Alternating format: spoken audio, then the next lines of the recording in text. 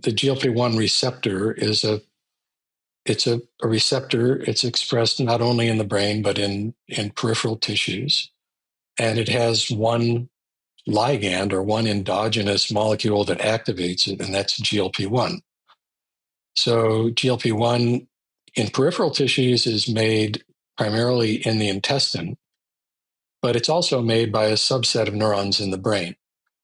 So in the periphery, the source of GLP-1 in the circulation is coming from specialized endocrine cells in the GI tract. And in the brain, the GLP-1 is coming from neurons.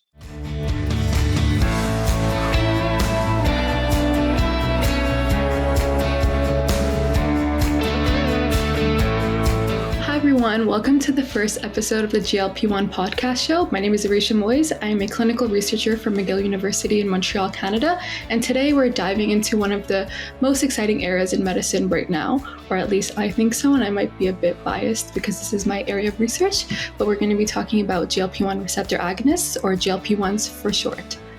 I'm honored to be joined here today by Dr. Michael Schwartz, who is the Robert H. Williams Endowed Chair and Professor of Medicine at the University of Washington.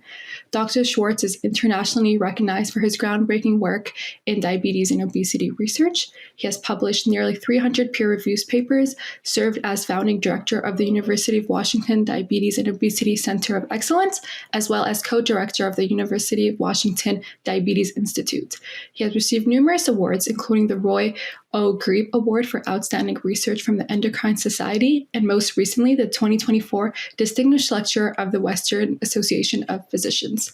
So thank you so much, Dr. Schwartz, for joining us today. Thank you for inviting me. So today we're going to be talking about your recent talk on GLP-1s and how they act on the adaptive response to weight loss. So I listened to this lecture. I found it really fascinating and insightful. And many of our listeners have probably heard of these drugs, semaglutide, tirzepatide. So today we're going to explore how they act on the brain, what this tells us about the biology of weight regulation, and fundamentally why these drugs seem to be more effective than past obesity medications. So to start off, and I know this is kind of the overarching idea of your talk, so if you don't want to answer this right away, we can get to it at the end. But what makes GLP-1 receptor agonists different from older generation of weight loss drugs? Right. Well, it takes a while to kind of get into all the weeds there, but there are a number of things that are different. So maybe we should just start with the most obvious ones. So just to clarify, the GLP-1 receptor is a receptor. It's expressed not only in the brain, but in peripheral tissues. And it has one ligand or one endogenous molecule that activates it, and that's GLP-1. So GLP-1 in peripheral tissues is made primarily in the intestine, but it's also made by a subset of neurons in the brain. So in the periphery, the source of GLP-1 in the circulation is coming from specialized endocrine cells in the GI tract. And in the brain, the GLP-1 is coming from neurons. So what makes these drugs interesting, in a sense, is that the way that they're designed now, like semaglutide or tirzepatide, is that they have a super long half-life, and they're super potent at activating the GLP-1 receptor. And so they achieve high levels. And of course, because of the long half-life, and you get an injection, say, once a week, basically the design of the administration of these drugs is that you have high levels in the circulation all the time. They never come down. So that's kind of unusual to, at least in the world of endocrine pharmacology, that you would be trying to activate a receptor system, not just to replace the normal amount of activation, but to turn it on maximally and continuously and to never stop. So that's kind of a new paradigm in pharmacology, is to take that approach. But the other point that's important here is that the circulating GLP-1 levels normally are so low that they probably don't do very much in the brain. They just don't really get into the brain very well. But when you boost the level and the potency, like with semaglutide, then the brain becomes a real target for these drugs.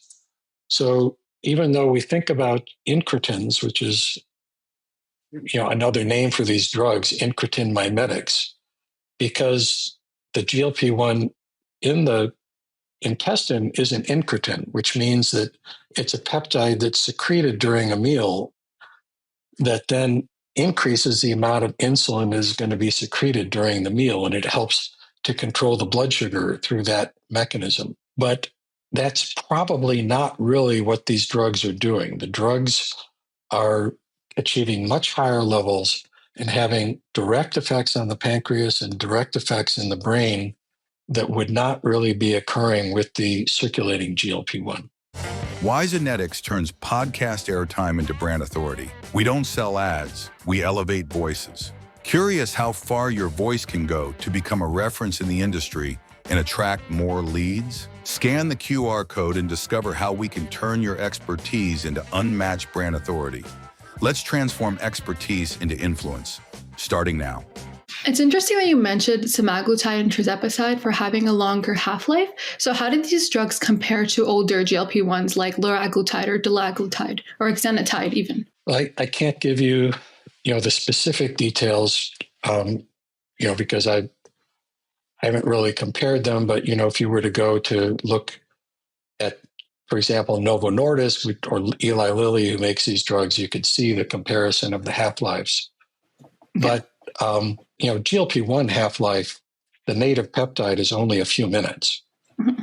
And the half-life of semaglutide is days. Mm-hmm. So it's much, much longer. And the way that they achieve that is they modify the peptide by attaching what's called a free fatty acid onto it. And the free fatty acid binds onto albumin. Albumin is a protein in the bloodstream that has a very long half-life. And so once you take the injection, the drug binds onto albumin, and it just sticks on the albumin and stays in circulation for days. So that's how they increase the half-life. Yeah, it's really interesting. I was mainly asking because, these newer agents are more potent in terms of weight loss compared to liraglutide, which was used for diabetes management for the past decade or so. So I guess kind of tying into the bigger question, the adaptive response, where in the brain are these drugs acting and what's happening there that allows them to influence appetite and energy balance so effectively? Let me try to answer that by providing a little bit of background. Mm-hmm. Many of your listeners probably are familiar with the experience of trying to lose weight just by, say, a calorically restricted diet. And you can certainly lose weight by going on a very low-calorie diet. But the problem is that over time, you tend to regain the weight. And the reason that you tend to regain the weight is related to a physiological system that we call energy homeostasis. So energy homeostasis is a biological process that over long time intervals matches up energy intake to energy expenditure so that the amount of fuel stored in the body as fat remains relatively constant.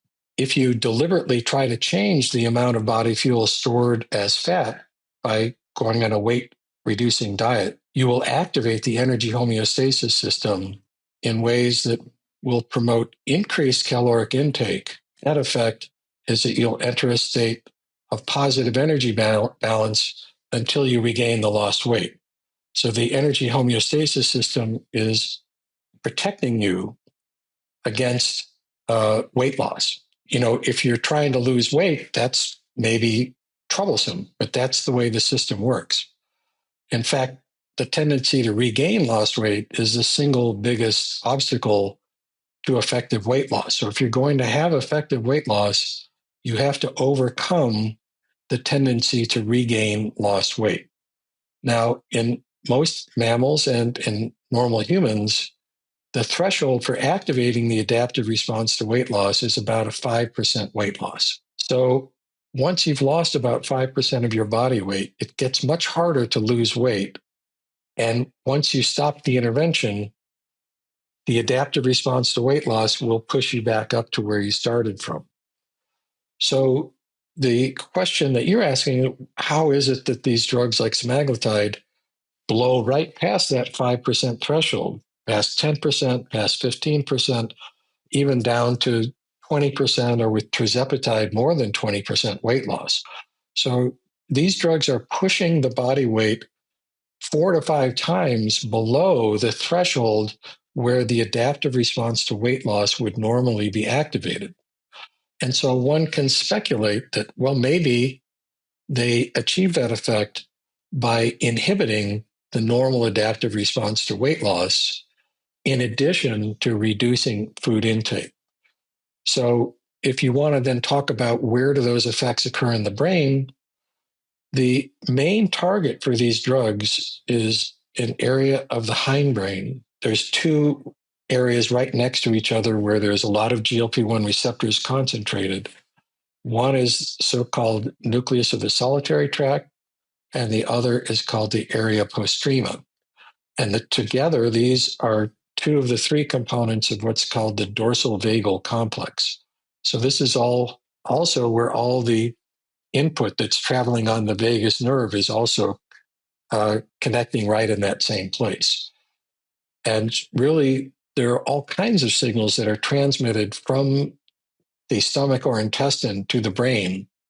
So if the brain knows, am I eating or not? So that information is a 2-way street of traffic, but it all goes through the area postrema and the nucleus of the solitary tract, which is right where these GLP-1 drugs are acting. So that's where you get the sense of satiety, the reduced interest in eating. That's also where you activate responses that can make you feel sick, which is a common consequence of these drugs. A significant minority of patients who take semaglutide, for example, will experience nausea or even vomiting, at least transiently when they start. Usually it goes away over time. And so all of those effects are originating in the dorsal vagal complex. But those neurons in the dorsal vagal complex are ascending to brain areas like the hypothalamus, which is where the adaptive response to weight loss is regulated. So there's communication between the hindbrain regions that are directly responding to the GLP-1 drugs and the hypothalamic areas that are controlling the adaptive response to weight loss. Okay, so in essence, not only they're acting on your appetite, your satiety, but additionally they're inhibiting this adaptive response, which kind of leads to increased hunger and reduced metabolism in patients who have lost around 5% of your weight. That's what you're saying. That's what I'm saying. Now, there are other people in the world, in the world of science, who may have a different take on that. But when I look at the various pieces of evidence, whether you're looking at subjective measures of appetite, which would normally go way up when you've lost weight, or whether you're looking at brain region activation, which is also detectable with weight loss and is blocked by drugs like tirzepatide, or whether you're looking at the neural circuits and looking at neurons that are activated or inhibited by weight loss in the presence or absence of these drugs. That's how I put it together. To clarify, you're saying this effect only happens when the patients are actively on the drug, correct? So once the drug has been taken away, they're more susceptible to the weight regain that other patients experience. Exactly, because the drugs were hiding, the adaptive response to weight loss so that the brain didn't know how much weight was being lost. But when you stop the drug, you pull away the curtain and all of a sudden the brain says, wait a minute, my body weight is way down here. It's supposed to be up here, and it activates responses that rapidly recover lost weight. I think it's interesting that you mentioned this because I think you also referenced the Step 1 extension study in your talk, but similar results have been seen in the Step 4 trial as well as the Surmount 4 trial, which were maintenance studies of semaglutide and tirzepatide, and they showed that most patients regain from 2/3 to 100% of the weight that they had lost within a year or so. So you're saying that this rapid weight regain has to do with the adaptive response that's kind of reactivated as soon as these drugs are taken away. That's right. I think that's really interesting because there have been, some hypotheses going around about, is this a reflection of these participants no longer being monitored as closely as in a trial setting? If it has to do with more of like a psychological aspect of, eating, like emotional eating, or does it have to do with like your appetite, which is increased after the withdrawal, which is what you're suggesting with this adaptive response. So I think it's really interesting idea. I mean, I certainly be open to people who argue that it's multifactorial and you don't want to say it's just one thing. Yeah. And that's fine. I mean, if you're no longer, part of a study, you're not being monitored as rigorously, that might be a factor. But I notice in that step 1 trial, if you look at the weight recovery data, that there's a rapid increase of body weight that converges on that 5% threshold. 5% below where they started. And that 5% threshold is exactly where the adaptive responses to weight loss are activated. So once you get to that 5% threshold, it's easier to maintain the 5% because you're not activating those adaptive responses anymore. So you're saying when the participants do regain the weight, a vast majority of them kind of stay off at that 5% threshold. Well, that's what was in that step 1 trial. Yeah. And you can see that in other trials too, where it is important to measure these things over the long term. So if you're just looking over a period of weeks or months, you can miss this. There's older data looking at people who lost huge amounts of weight through consuming a very low-calorie diet. So they might have lost 100 pounds, 150 pounds. Or, for example, The Biggest Loser, that type of the TV show that where people were in a competition to lose weight. Well, those people do tend to regain lost weight. And if you look at the average time course, it takes about a year to regain, on the average, about 60% of the weight that you lost. It takes about 5 years to regain 90% of the weight that you lost. And that 90% is getting you close to, the threshold for activating the adaptive response. So on the average, this is a process that evolves over years. Some people it occurs very quickly, some people it occurs very slowly. But if you're not monitoring it over several years, then you can't really assess what's happening, in my view. I think it's really interesting that there's sort of this biological basis, proposed for this weight regain versus just, these ideas that are kind of circulating all over. So based on what we know now, is there anything we could use to kind of target specific therapy to kind of maintain this weight loss, or maybe even prolong it or extend it? Yes, that's a great question. And there are a number of pharmaceutical companies and small biotech companies that are going after that, because that obviously is a huge niche.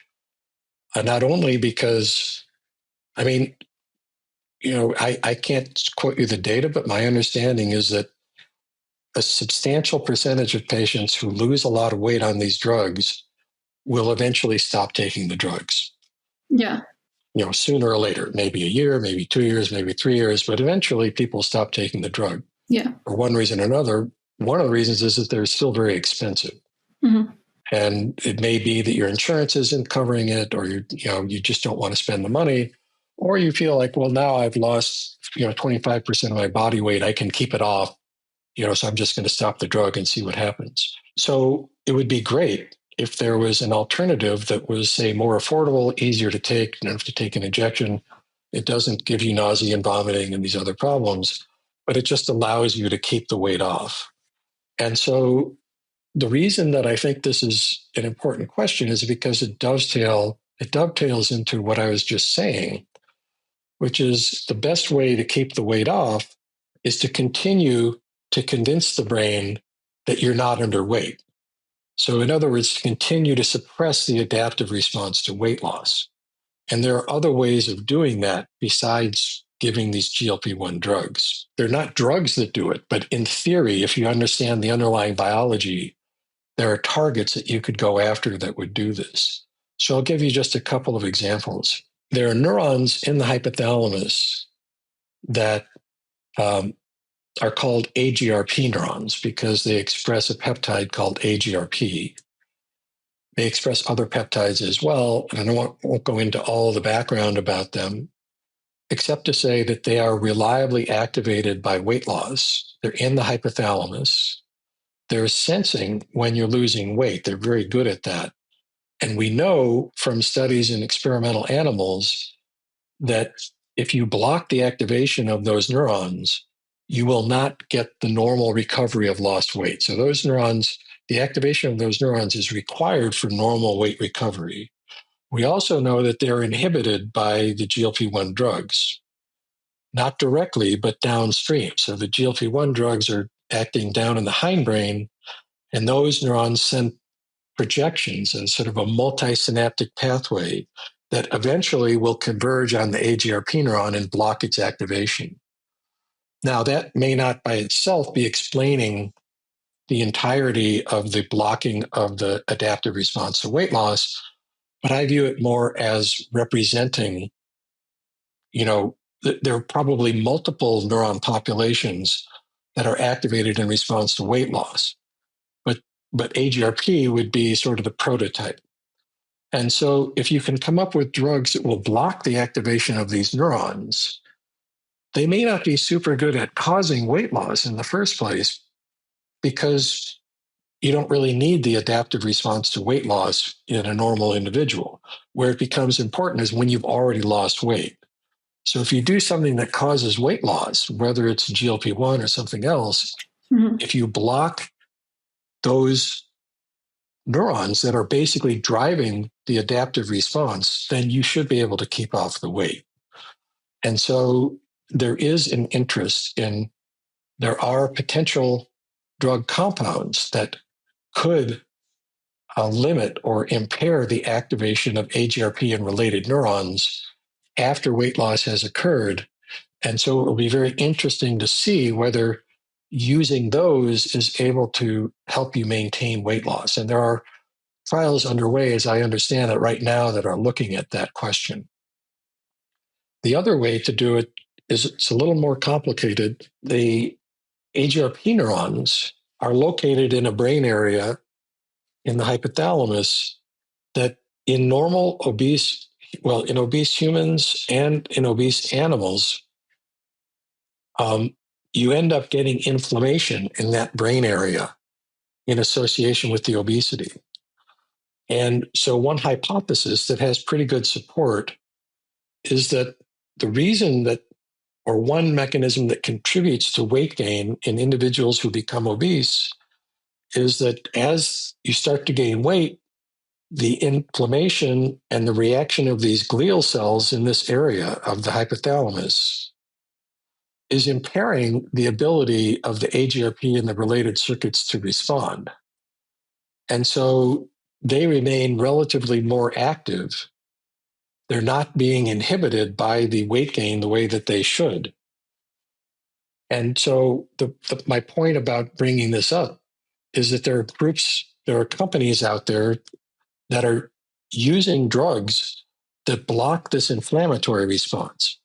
And they have evidence in animal models that if you block this inflammatory response in the hypothalamus, after the animal has lost weight on semaglutide, the animal will keep the weight off. Okay, so in other words, if you're even if you've lost weight, but if you started out being obese, you lose weight. If you get rid of the inflammation that was present in that brain area, then the brain may not view you as being underweight. It may feel like, oh, this is okay now, and it will maintain that lower body weight.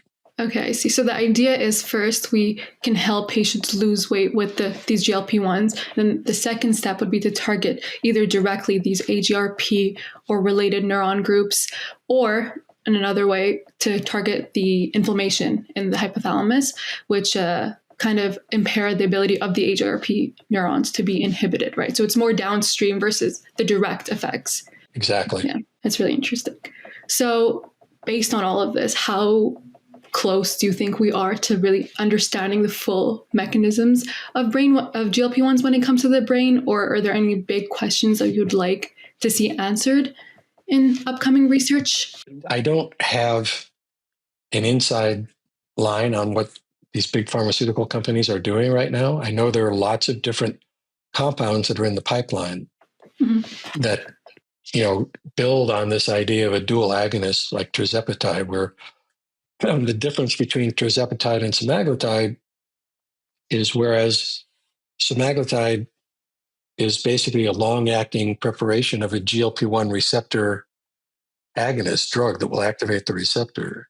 Tirzepatide takes the GLP-1 agonist and then adds on agonist for another receptor, which is called the GIP receptor. So now you have two different peptide agonists in the same long-acting molecule. And it turns out that when you add the GIP receptor agonist to the GLP-1, you get a greater weight loss effect. It's also more effective for lowering blood sugar in patients with type 2 diabetes. And now there are triple agonist drugs. And not only that, there are all kinds of different combinations of these different types of drugs. So there's about 8 different agonists that are being tested in various combinations that are in these pipelines at these large pharmaceutical companies. And some of them will probably start, they're in advanced clinical trials, and we'll probably start seeing them get FDA approval, in the coming months would be my guess. I mean, I don't have a timeline for that. But the point that I'm trying to make is that most of that work, in my view, in my humble opinion, is, basically empirical. Let's try this combination and see what happens, rather than asking the question that you asked, which is there a scientifically rational basis for blocking the adaptive response to weight loss in combination with these drugs that are so good at causing weight loss, and exploiting that as a therapeutic opportunity? And so one thing that I'm hoping might come from this type of a podcast is people who are making these drugs in the pharmaceutical world thinking, maybe if we go after the adaptive response to weight loss, rather than just trial and error with these different drug combinations, we can arrive at a better place. Well, thank you so much for breaking that down so clearly for us today. I think it's very, very insightful and very interesting, and we're very grateful to have you joining us today. So I hope our listeners will walk away with a deeper understanding of how these drugs work and what's kind of preventing them from maintaining that weight loss after the drugs are withdrawn.